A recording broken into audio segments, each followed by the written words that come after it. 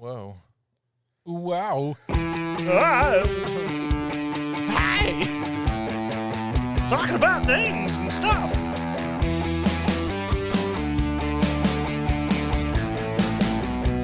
Oh yeah, she has to just look that stuff that we're talking about.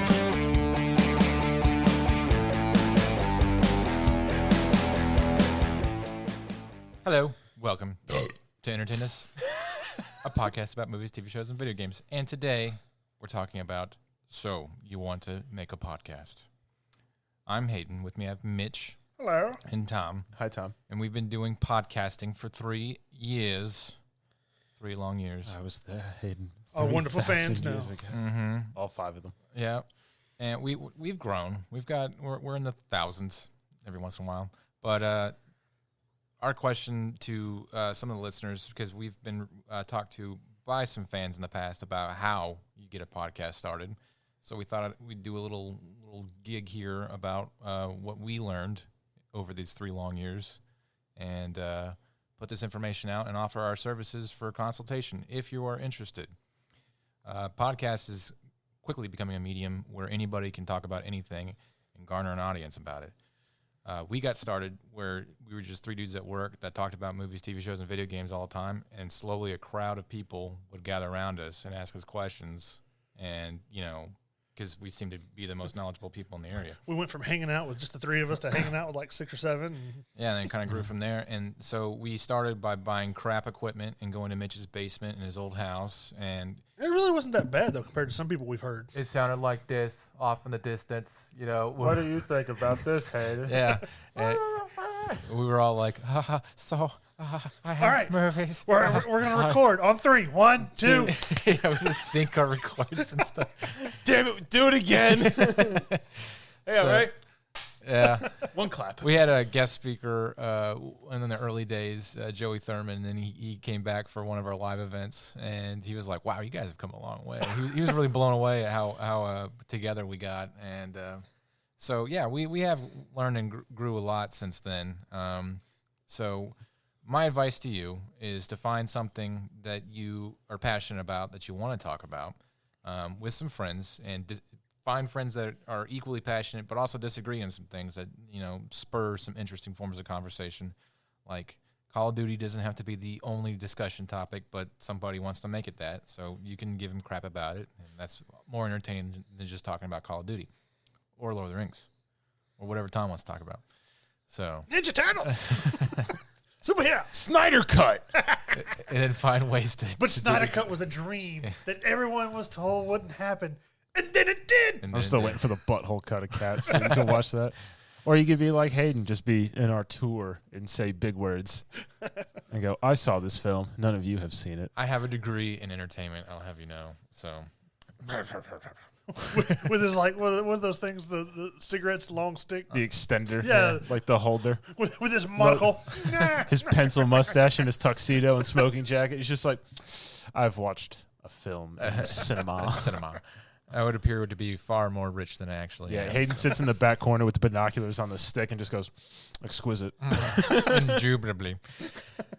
So, yeah, Prepare my carriage. obviously, conversation and how you have conversation with the people that you include on your podcast. And there's some people that have podcasts with just themselves. There's a guy that does board game podcasts, and he talks about board games that you can play by yourself, and he's doing really well. If that's your shtick, then by all means.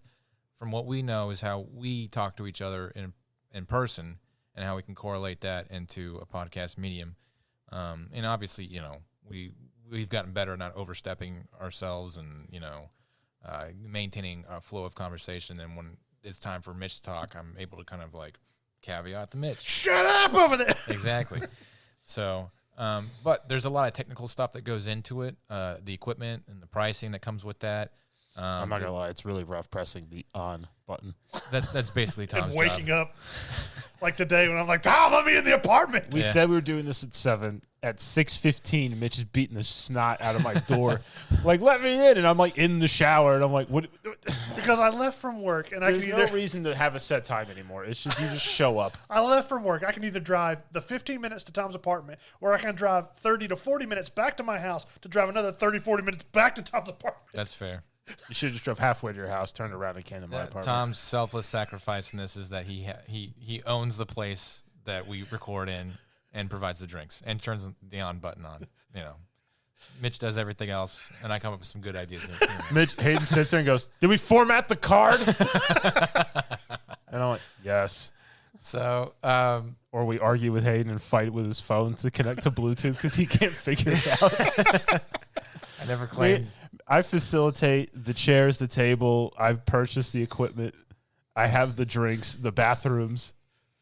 You guys could shut up. Oh, okay. Okay, Tom. So, anyways, do you want to talk about this? Yes. Go for it. What do you have to offer?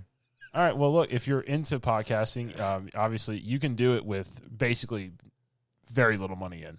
Mm-hmm. You're going to get in return a podcast that sounds like it. Right. I mean, for what our USB mics that we originally had, Right. those were I think $80. those were $80 a piece, I think right around that. and it came with a small stand.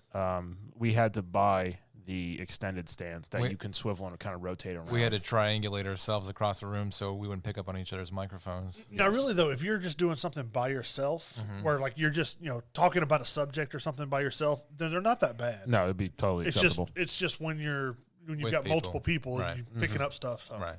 Yeah. And then what the software we use, what iOS? Well, Mitch actually he just rips straight from the Rodecaster and puts it into Buzzsprout, Yeah. which Well, we've also gotten to the point where we can do an episode in one right. take. Yeah. Tom's not cussing every 15 minutes because that was one of our things. Is we had some friends in the beginning that said, "I like your podcast. I just can't listen to it in the car with my kids." Yeah. You know, so we scaled back on the language. We do have our soapboxes here and there, with profanity alerts we- and whatnot. Let you know Right. that that's going to happen. So, and if Tom does mess up, he gets the sauce. Which in a way is just content. Or Hayden does it and like his body revolts and he's just dying for 20 minutes. I think we've all gotten the sauce once or twice. So, Yeah. all right, Mitch. So, what advice do you have from a technical standpoint? Well, I mean, even though it is a little expensive, if you have more than one person, I would go and invest. The Rodecaster seems to be working since we've had it. It's worked. We've never had a single we- issue.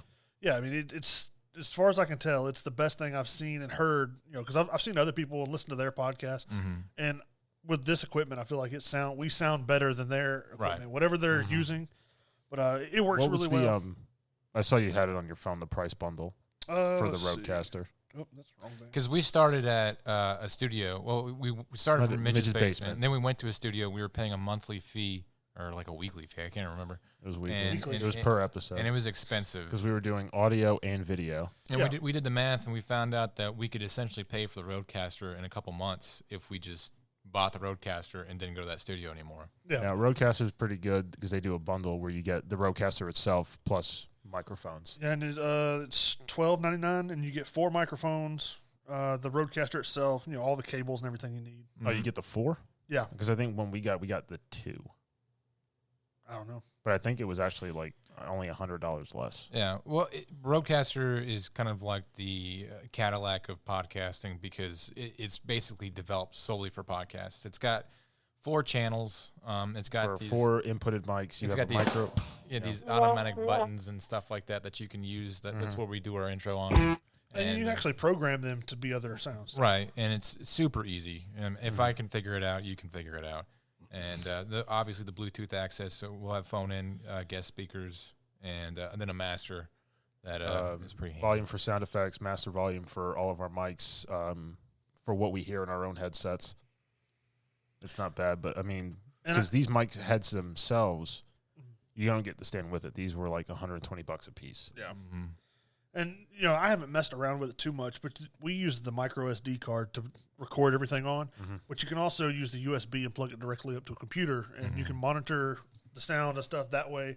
I just haven't messed around with it because the equipment's at your house, and I'm not here that long. And I mean, the Rodecaster itself has like a source where you can see on the screen how long you've been recording, and then you can actually see like sound input as far Right. as how far it scales Yeah, up. if I and want to shut Tom off, you can. Tom can't talk anymore. No, Oh, I didn't know what I did. you don't press that I'm button. gonna push that button. We'll press it back. But If you don't want to do that, you can just hit. that's pretty cool. All right. Shut up, Hayden. So these are expensive up front, but if you think that you work in an industry where people are constantly asking you questions, you feel like you have to field out information on a weekly basis or more, like this is a good way to do it when they can just get to your podcast and see the updates. You can get questions from your listeners and then field questions that way. And then, obviously you have to figure out how to inject that into social media to constantly update people. Nobody uses Facebook anymore. It's all TikTok and Twitch and Twitter and whatnot. Instagram, all that stuff. And Mitch has become a subject matter expert over the year on all that kind of stuff. I try. Mitch has been figuring it out. He's a lot better than me and Tom combined, that's for sure. So, and he's been studying our analytics. We get feedback on what resonates with our listeners, and we try and push more information like that out. And to our chagrin, our Call of Duty Warzone tips, tricks, and strategies is our highest episode. Still is. Ha! Shut up, Tom. Ha! But That's when I was a Diamond Lobby member. it also helps that you have a place where you can put equipment up. So Tom, he's a single, lonely man, but his dining room table is just our podcasting station. Like we got normal apartment walls and stuff around us. The acoustics sound fine, and we just put the equipment out and leave it and don't have to worry about it.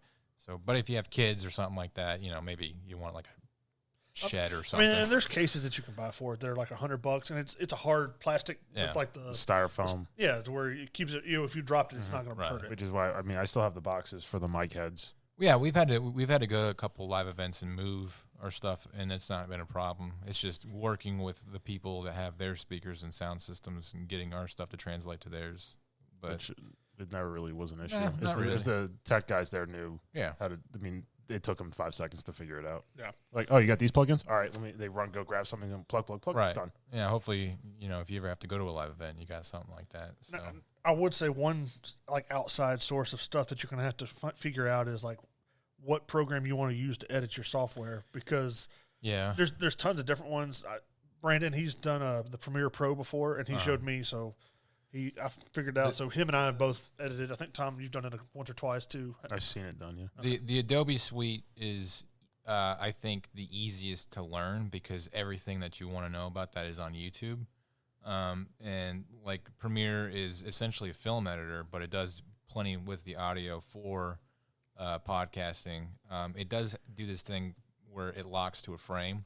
If you want to use specific where it doesn't lock to a frame, if somebody's just out of sync for some weird reason, and it wouldn't happen on a Rodecaster, but in any other kind of recording station, it could.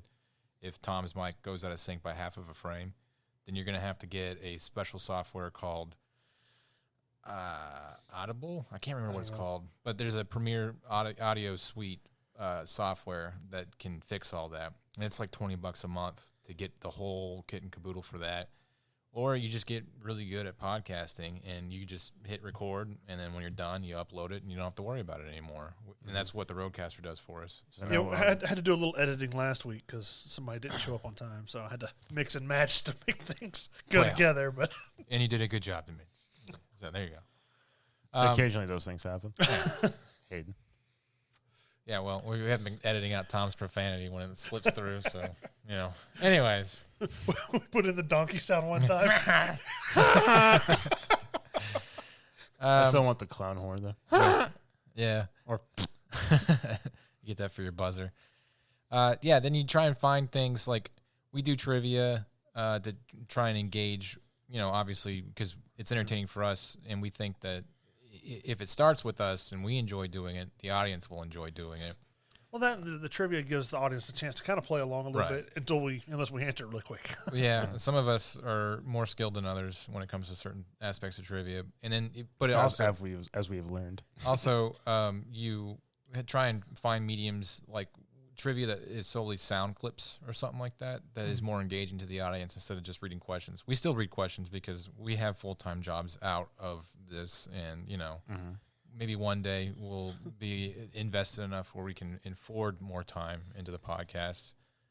That's why one day we'll record at midnight, another week we'll record at like 12 in the afternoon on a Sunday. Right. We just finished the Monday episode like 20 minutes ago, and that's this is Sunday night, the night before. So Yeah. we're always running by the cuff. But that's also kind of the fun of it. It's chaotic and crazy, and we never know what we're going to do next week. And I think the biggest part of why we can get away with it is because we can do one episode in one shot pretty much. yeah. And that's not something that you're going to get your first couple months. It's going to take some while. Getting used to the format that you like to use. And learning how to talk with your friends on mics and stuff. So, but if you, I don't know, are an underwater basket weaver specialist and you want to do a podcast solely about that, and you got some friends that are interested and a little community that would pick up on that, there's podcasts about everything. You know, there's podcasts about, obviously crime drama is the big thing. There's like a bajillion podcasts about that. Entertainment's kind of weird. People usually specialize in a niche of entertainment. We're kind of broad, but like there's Power Rangers dudes that we've had on the podcast before, and they just talk solely about Power Rangers, you know, and they have a great following, and they've been able to kind of, they're not even just talking about Power Rangers. They're talking about the philosophy behind Power Rangers. Yeah, I mean, it's interesting, though, the way they've done it. So I think that they have a book coming out about Power Rangers. they're working on that. Yeah, they're working on it. But like anytime you do like the podcast stuff, you're going to have like a hosting site as well, which we use Buzzsprout. To me, that's the best value I could find. There are some free ones, but basically this hosting site is what will put your podcast out onto the apps and all that stuff. Right. And where, you know, the free ones, they might put it out on Spotify or something. For this Buzzsprout, you pay, I think I pay $24 a month. Right. And we can put up to 12 hours of content, or for every hour we go over 12, it's like $2. When we started, we thought that, okay, we recorded an episode, we have to upload it to Spotify, to iTunes, to whatever, you know, podcast medium app is out there. In reality, there's so many of them, and everybody listens to their own one. Yeah. You find a host like Buzzsprout, like Mitch is talking about, and then it seeds the episode out to all of those apps. It automatically updates if a new app comes on, and it'll put it on there for you. And drops when you want it to come out. Yeah. Well, just like a few of them, like we have Apple Podcasts, we have something called Podcast Addict, the web browser that we have for our website that we created. There's a Castbox, Spotify, then there's like different unknown Apple apps. It says unknown Android apps, which ones like Deezer. I don't know. I mean, there's all sorts of different names. so many. Amazon Music, Chromecast, and then iVox. I don't know what that is, but it's just anything that you connect it to. Like basically, you'll go into this hosting site and you'll take your RSS feed, which is just basically a web, almost like a URL For the podcast. Yeah, and then you just connect it. It gives you like a link to click on this hosting site, and you just click that, and then you'll just copy paste, and then you'll basically make an account, whether it's you know, it's free, and it'll just connect it to that site, and they automatically put it on there for you. And the data is interesting because you're like, why is iTunes just skyrocketing compared to Castbox or something like that? You know, and you know, you find out that there's a certain kind of people that listen to iTunes or whatever. Maybe you want to curtail your conversations more towards that audience, or not.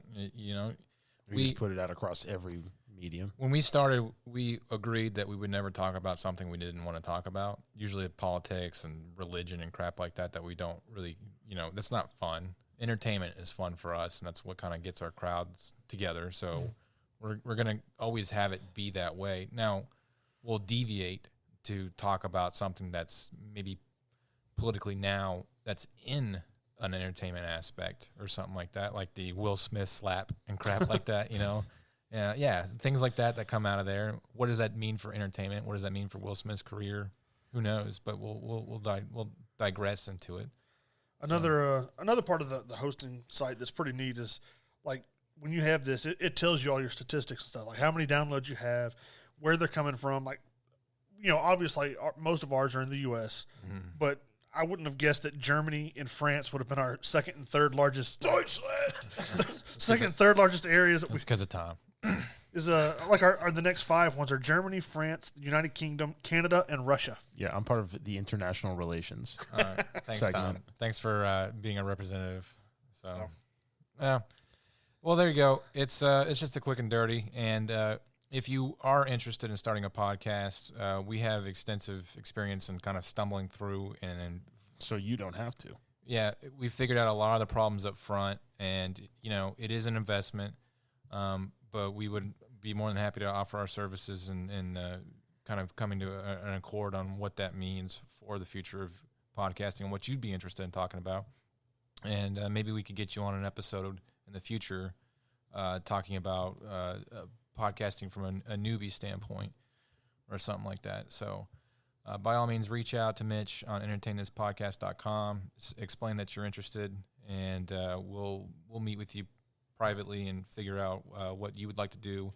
I specialize in how to basically take an idea and make it more, bring it into fruition. So that's kind of what I do in the entertainment aspect for measly money here and there. But I have experience in doing that, and we can sit down and talk logistics of how to pull off.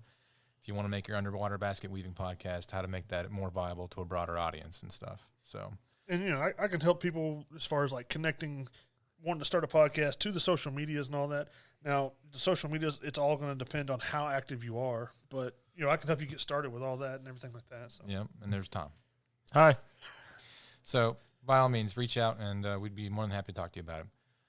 All right, well, goodbye for Mitch. Bye. Bye for Tom. Bye, Tom. Bye for me. Bye.